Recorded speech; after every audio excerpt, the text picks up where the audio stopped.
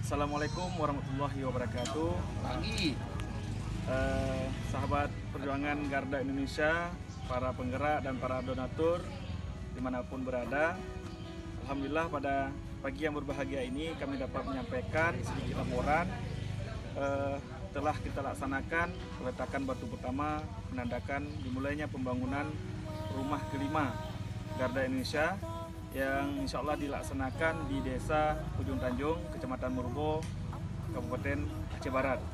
Rumah ini diperuntukkan kepada keluarga Nek Ramala yang telah sangat lama berjuang untuk mendapatkan rumah layak huni.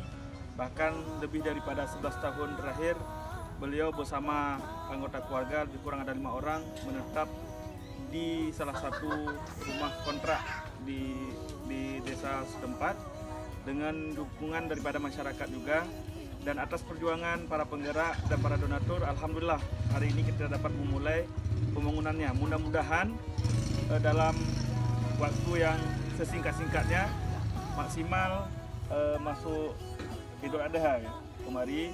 Mudah-mudahan Idul Adha nanti beliau bersama keluarga sudah dapat menempati rumah baru, rumah layak huni yang Amin. insya Allah yang mudah-mudahan itu harapan kita semua. Maka dari itu yang pertama kami mengucapkan terima kasih kepada seluruh penggerak dan para donatur yang telah berpartisipasi.